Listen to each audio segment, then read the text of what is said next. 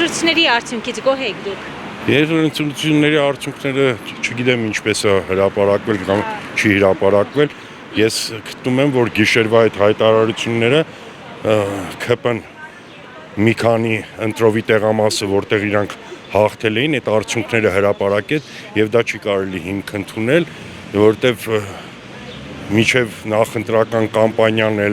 նախընտրական կամպանիայի ժամանակ էլ ժողովրդի տրամադրությունը տեսնելով դա չի արտացոլում ժողովրդի տրամադրությունները։ Բոլոր 2005 ընտրատեղամասերի արդյունքները արդեն պարզ է, առաջատարը ԿՊ-ն է, այնուհետև ուժեղ Հայաստանը եւ Հայաստան դաշինքը, Բարգավաճ Հայաստանն էլ խորհրդարան չի անցնում։ Սա ձեզ համար գոհացուցիչ արդյունք է։ Ոչ։ Իսկ ինչ սպասելիքներ ունեիք, որ կուսակցությունից դուք սպասելիքներ ունեիք։ Ես սպասելիքներ ունեի Գուրգեն Սիմոնյանի կուսակցությունից, ճիշտն ասած,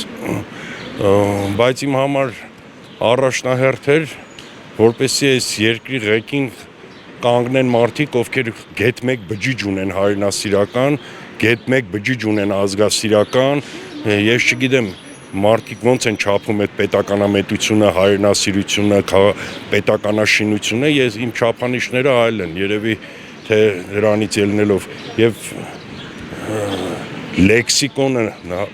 քարոզարշավի ընդհանրապես ինձ չի գոհացրել, շատ ավելի իմ համար զարմանալիորեն շատ ավելի զուսպ էին բոլոր ընդդիմադիր ուժերը, բացի գործող քաղաքական ուժից։ Եվ երեկվա գիշերվա այդ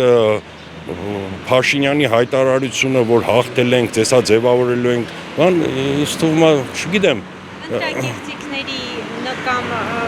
Ընտրակեղծիքա ես ինտերնետով նայում եմ եւ իմ համար ամենամեծ ընտրակեղծիքը Մեղրիի Ագարակի ընտրատեղամասն է, որ գիշերը 11:15 դեռ ընտրություն էր գնում եւ դա ցույց է տալիս իշխանական վախերի մասին, որ արդեն գիտեին, որ չեն անցնում։ Իմ կանխատեսումները եղել է 1.5 միլիոն մասնակցություն, 1.5 միլիոն մասնակցության դեպքում ԿՊ-ն 30% մաքսիմում։ Ես չգիտեմ քաղաքի տվյալները մի մոմենտ էլ բլոկած էր ինչ-որ կենտրոնական ընտրական հանձնաժողովի սայթը հնարավոր չէր նայել։ Մասիսի բանը շատ սայթում ցույց է տալիս արդյունքները, որ ամբողջ հանրապետությունում այդ նույն վիճակն է։